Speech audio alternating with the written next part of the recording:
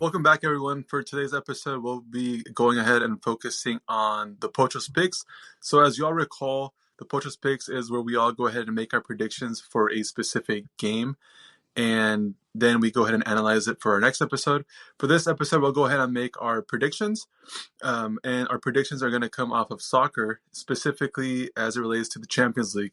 So, as you all may know, this upcoming week, the week of April 8th, we're going to have the quarterfinals in Champions League. It's really exciting as, you know, as Big hope week. Big big week. big week. So I'm going to go ahead and get it started. I'm currently 4-1 with my predictions. And I'm going to go ahead and call the Real Madrid versus Manchester City game. It's a game I'm really looking forward to. I'm really excited about. And I'm going to go ahead and take Manchester City in this game. That's a great pick. Great pick. You're going to go 5-1 for that. Great pick. Someone who has sense. Let's go. I'm going to go ahead and take Manchester City for this game, and hopefully they prove me right here. So, Manchester City, I've spoken about this on previous episodes. They have not lost, since December 6, 2023. Just to put that into perspective, it's been 4 months. It's been 4 months, literally, since their last loss against Aston Villa, 1-0. And I don't see this being any different. They're going to play in Real Madrid Stadium, so I will go ahead and give that to Real Madrid. They do have the advantage there. Definitely not going to be an easy environment for them to go in and play there. But just the way that Manchester City plays, man, when I watch them play, like that's the excitement and that's the passion I have for soccer right there. You just have a really well-balanced team with KDB, with Rodri, Ederson and Keep, with Foden, with Holland. You got so many exciting pieces, right? Like, and I just think the team is so well balanced and so difficult to defend against and difficult to beat, right? And numbers don't lie. Again, as I mentioned earlier, this team hasn't lost in 4 months. Like they've been relatively unstoppable. And I'm gonna go ahead and say that this streak is going to continue here against Real Madrid. I've said it before. I think Real Madrid is in a really tough spot because whether we want to admit it or not, they're waiting for Mbappe. Like that is where they're at, right? And if they are to win Champions League, then it's almost like what do you need Mbappe for, right? Like they're not gonna win it. I think there's gonna be a lot of turmoil. There's gonna be some sort of changes that are gonna happen there, and I feel also like. And I know Josh is probably going to disagree with me, but I feel like some of the players too, man, like, you know, you can't play at 100% knowing that there's going to be someone like Mbappe coming in, right? And completely changing the formation on everyone, especially guys like Vinny. Like, is he even going to be with Real Madrid next year, right? Now, talking about a diva. That's a diva right there. That's He's still gonna play. He's still gonna play. Real Madrid's getting offers from Liverpool and I think even Manchester United, right? Yeah, but they're not gonna let him go. I think they're getting offers from like 200+ mil, and they're not gonna let him go. Just from what I've been seeing on sources. But anyways, continue. So again, I think Real Madrid is in a state right now where they're kind of just waiting for Mbappe, and at some point that sort of ideology, it hurts the team. It hurts the team's chemistry, and I think also as far as like Bellingham, he had a really huge surge when he first started with Real Madrid. I feel like the last few games, though, maybe like last month or two, he's kind of come down to earth. He's playing more, CDM wise, what they had brought him in for, not really scoring as much goals. And I think if you ask me, you're gonna need him to pop off. And I don't see this being the game against Manchester City where he'll be able to do that. I think we're now seeing the Bellingham that they had brought him in to be, not this sort of like Ronaldo-esque guy who's going in and scoring goals and just carrying the team. So again, I'm going to go ahead and take Manchester City for this Pocho's picks here, and we'll see. And just to recap, they play on Tuesday, April 9th at 12 p.m. And I'm going to go ahead and take Manchester City. I know that they are bound and destined to win this game, and my tokens are going to Manchester City. They currently sit in third in the EPL behind Liverpool, who is in second, Arsenal first. But this team is bound to win. Real Madrid sits first in La Liga, but I'm going to go ahead and take Man City, and we'll see. Two things. Yeah, okay, go ahead. Two things. I think My first one is, I think you're being a little too nice when it comes to Man City, that they're unstoppable. I think you're being a little bit too nice. Okay. They've been on a rocky road. I mean, I just think against Arsenal, when the Premier League title is on the line, didn't do anything. So I think currently this is, a lot of people are going to be shocked because I think Haaland right now is overrated. He really is. He's overrated. And he's not performing in big games. Look at last year, Champions League final against Inter. What did he do? Not much. Really. Semi-final against Real Madrid. What did he do? Not much. He was quiet. So I think unstoppable was a little too nice. Yes, they have the best team in the world. Phil Foden right now is on fire. De Bruyne, coming back from his injury, on fire. Playing the way he was playing before his injury. So that's why you're being a little generous there with unstoppable. Second, Jude Bellingham reminds me of Marcus Rashford. Why? The reason why I say this, because after the World Cup, Marcus Rashford was on fire, scoring every game. And then that, towards the end of the season, dropped. Wasn't scoring, injuries, being a diva, just, I don't know what happened to him. Jude Bellingham, beginning of the season, on fire, scoring goals. And yes, I know Josh and some of all the Madrid fans, he's a midfielder, not even yeah, I get all that. But now, he's not even playing the way he was playing in the beginning of the season. He has dropped. And yes, I believe he is the top scorer in La Liga, right? Am I correct? Yes, I believe so. I'll fact check that. I'll get back to you. But Okay. I think he is. Yes. Yeah, I think he is. He's scored 21, 22 goals. But it's how you said it. I agree. He has to have a big game this Tuesday. And if he doesn't, there's going to be a lot of questions going around. he isn't. He's tied with Artem Dovbyk from Girona. Okay, but still, as a midfielder, that's kind of crazy that he's it is, yeah, top goal scorer. Yeah. But again, he needs to. It's how you say. This game has to be one of the best games for him, and that's all I had to say. Those are the two things I had to say. And let me say one thing. I will agree with you. Holland has had a rough stretch, but your biggest superstars, man, these are the games where they come to life, and this is why he's getting paid so much money. And yes, he has had a rough stretch. I definitely agree with you. He's not going to have that sort of record-breaking goal-scoring season he had last year, right? That's almost incomprehensible to say, oh, yeah, he did it last year. He's going to do it this year.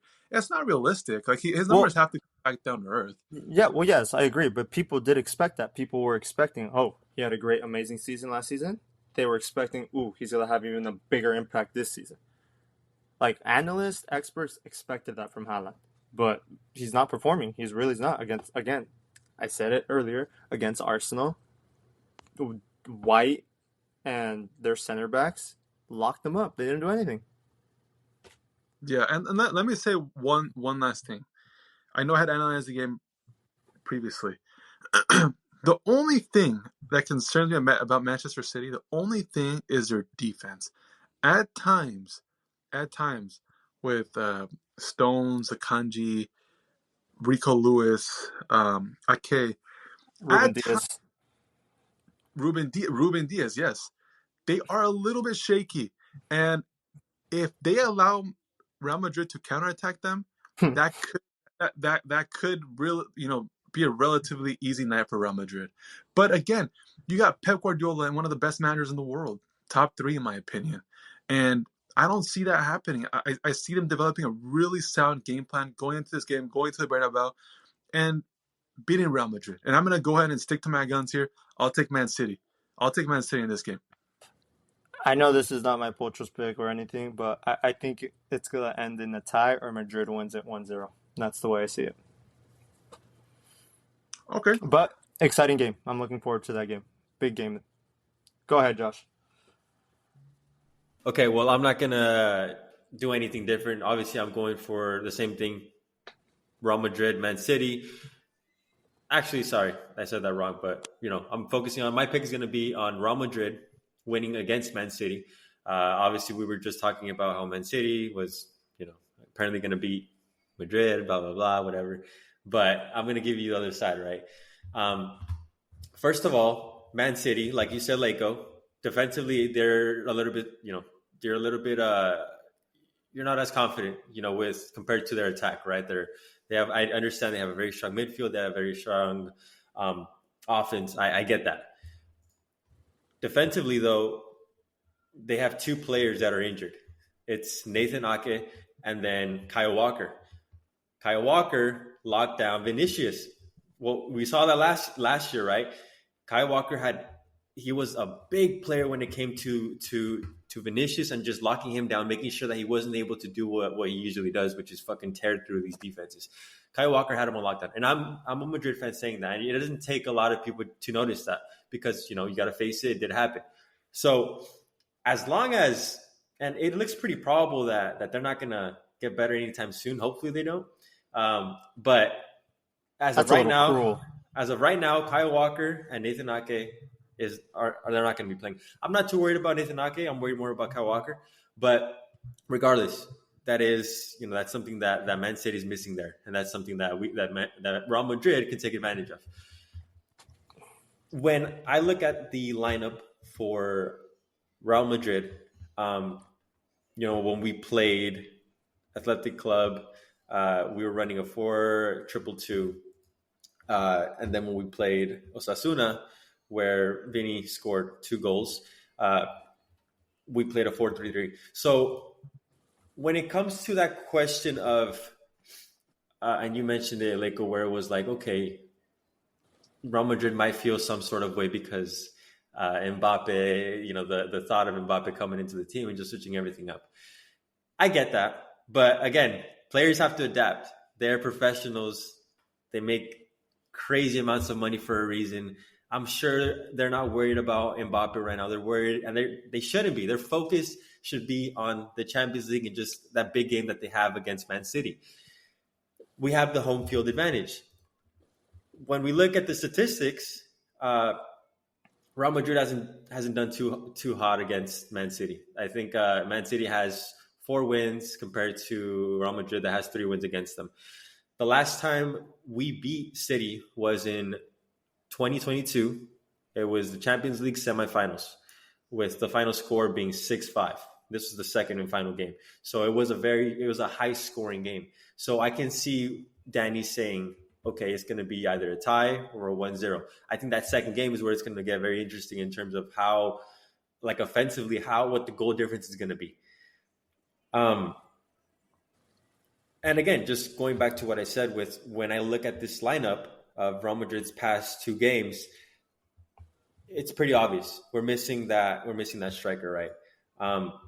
Again, though, I still think this team can beat Man City. When it comes to comparing the team we have now to comparing the team we had last year, I think we've done way better in terms of the transfers and just acquiring a player like Bellingham. I get he hasn't been doing too hot, but he still sits as a top scorer in La Liga. And again, he's a midfielder. I understand that he's been dropping back a little bit more, and his production hasn't been as high as it was before. But I feel like this is a game where he knows that he needs to show out, and he's going to show out. Same thing with the rest of the players. Vinny's going to show out. Bellingham's going to show out. Rodrigo, I really hope he shows out. Last game he got down. He got 2 goals. So it's going to be interesting. I don't think we're going to get bashed like we did last year, but it's going to be a close game. I'm not going to think too far ahead into the second game as much as I really want to. But yeah, for this first game, I'm going to say Real Madrid's going to take it. Score-wise, I'm going to say it's going to be a low-scored game. So I'm going to just say 1-0. Just keep it simple. 1-0, Real Madrid. And yeah, I'll just leave it at that. All right. Well, since I interrupted, Leiko, I have certain thoughts. One, yes, Man City is beatable. You're 100% right. They are beatable. I mean, they struggled to beat fucking Arsenal. They didn't even beat them, bro. They fucking drew. Yeah, 100%. 2, Well, it's not like Arsenal is first place in EPL, right? I'll give you that. Anyways, I'm not rooting for Arsenal. I'm not an Arsenal fan. I'm just Okay, shocked. continue. Anyways, 2. Yes, Kyle Walker is a big piece that's missing in this game. If Vinny can just focus on playing football the way he did in his press conference and he started crying that he just wanted to play football, if he can just play football and not be a diva, cry to the refs, pushing other players, just being a complete diva, the way I say it, Real Madrid will win this game. But if he acts out, they're going to lose the game. It's that simple. And again, and I've said this, and I strongly believe this, Rodrigo's ass. Yes, I know he scored 2 goals. Rodrigo's ass, though. Oh, man. He only performs against small teams, but when it comes to big teams, what does he do, realistically? Not much. So, personally, I think Brahim Diaz should start. That's just my opinion. That's the way I see it. Brahim Diaz is a baller, and I think Brahim Diaz edges Rodrigo by far. No, I think Rodrigo is gonna come. I don't think he should be in this. Dude, the thing is that Rodrigo should be a rotation bro. player. But the thing, it's just so weird because it's gonna be interesting how like where they slot in Bellingham, because I was thinking like, oh, maybe we could even fit Rodrigo in there, maybe put him striker or left wing and then Vinny striker or something. But then I don't know where Bellingham's gonna play, because obviously he's been dropping back a little bit these past few games. So I think Rodrigo still won't be in the starting lineup. I agree with you, Danny. I think Brahim Diaz should be in the starting lineup. Rodrigo, he's off the bench, bro. In the past, he's fucking balled down in the Champions League. I remember I think 2 years ago, he came in and he scored and it was like game winner shit. So I wouldn't be surprised if he didn't start. I prefer Brahim Diaz, like you said. Well, again, that's just my opinion. Some people are going to be like, Rodrigo's is good. I really don't think he's inconsistent. He's good. Inconsistent player. He's good, and he's getting better through the years. But, as of right now, Brahim Diaz is the safer option, I think. And especially right now, we're just where he's at in terms of 100%. Yeah. And I believe Jude Bellingham, he's been playing more defensive mid, but I believe he'll probably put Jude Bellingham as the 10 because he's going to probably make those runs. He'll show out. And this is the thing, though, too, that last year, who was our big player offensively? It was Vinny. So once they locked Vinny, it was like, okay, we're stuck. We didn't. Well, don't forget Benzema. Okay, yeah, dude, but Benzema's good. I'm not gonna knock that off. He did a great service that he did to Madrid, but last year it just wasn't. He wasn't showing up, and we didn't have an attack really. I felt like Vinny was way more of a game changer than Benzema was. Benzema's good, but he needs someone to help him there. And once Kyle Walker locked fucking Vinny up, it was very difficult for Benzema to even perform too. I think they only had like one counter attack or something. They didn't, but whatever. Let's say Kyle Walker does play, which I don't. Looking pretty likely that he isn't. That's again, we still have Bellingham. So I know he hasn't been doing as well, but I feel like he's still going to produce. I know this is a game that we said it's going to be a low-scoring game, and I feel like it is going to be a low-scoring game, either a tie or a 1-0 win for Real Madrid. And I know, like you said, that City's going to win, which we don't know. Obviously, it's going to be a great game. But I really think Madrid should win at least by 2 goals or more, because going in the Etihad, it's GG's for Real Madrid. No, we haven't even won in the Etihad. I don't think. Exactly. That's why I think Madrid has to put at least 2 or 3 goals. For sure. For sure. Definitely. Yeah. Let's move on to the next person for the sake of time too. I'll go. So my Pocho's pick or the game that I'm going to choose, it's between PSG versus Barcelona on April 10th, Wednesday. This game is going to be another banger. They are playing in Paris, Parc de Príncipe. This is, I believe, if you guys seen the brackets, this is an easy route for both of these teams. Realistically, is an easy route to the final. I'm not going to discredit Athletic or Borussia Dortmund. Those are underdogs, but this is an easy route for PSG and Barcelona to get to the final. I'm choosing Barcelona to win this. They have to win in Paris. They just have to win in Paris. At the end of the day, Barcelona right now, they're playing. I don't want to say they're playing well because they haven't lost in like the past, I believe, 10 games. I don't know what it is, but they haven't lost. But they just haven't been playing well. But they're winning. I don't know how to like correlate this, but Barcelona, again, has nothing to lose. My main point to this is Barcelona has nothing to lose. Xavi's leaving at the end of the season. I don't think his mind's going to change. He's done in Barcelona. And they have great talent in Joao Felix. We have a young team and bringing back the great talents. Lamine Yamal. Gundogan is their best player by far right now. So, again, we're second place in La Liga. Obviously, La Liga's over. PSG's in first. The way we can beat PSG is locking down Mbappe and Dembele, which is doable, which is possible.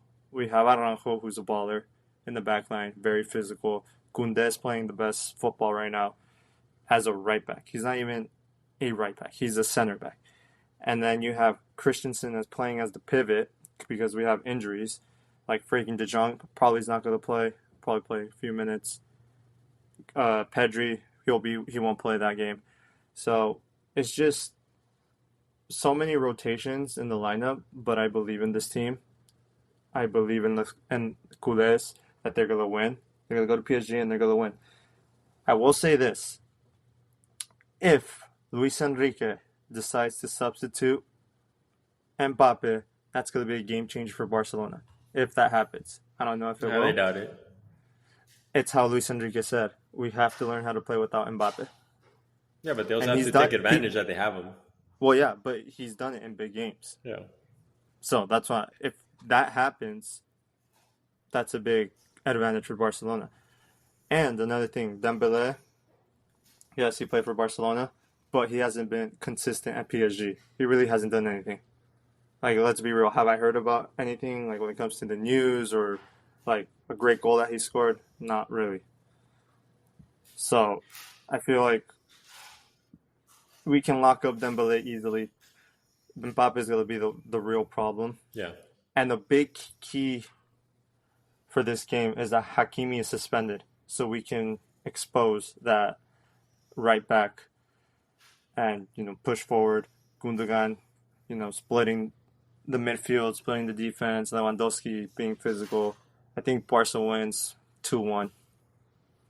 That's my Pocho pick for that week. It's going to be a great game. I'm looking forward for this game as well. But the way I said it earlier, this is an easy route for these two teams to go to the Champions League final in Wembley.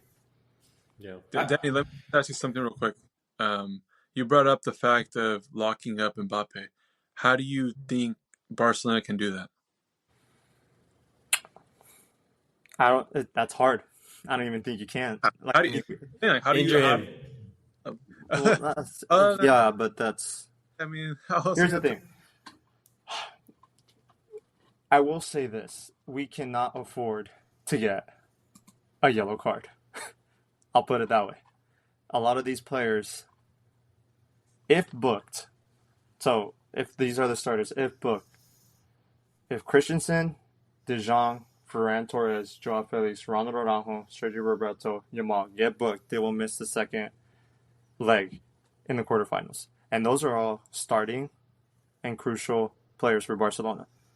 So that's why when you ask that question, it's like, I don't know how they're going to lock him up, because eventually if he escapes, he's so fast, they're going to have to foul him. And then it's possibly a yellow or even a red card. But I feel like Araujo will be, being physical with him, playing mind games with him, and hopefully that, triggers him, gets him mad, but I doubt it. Mbappe is too good right now. I mean, when you think of PSG, you literally just only think of Mbappe.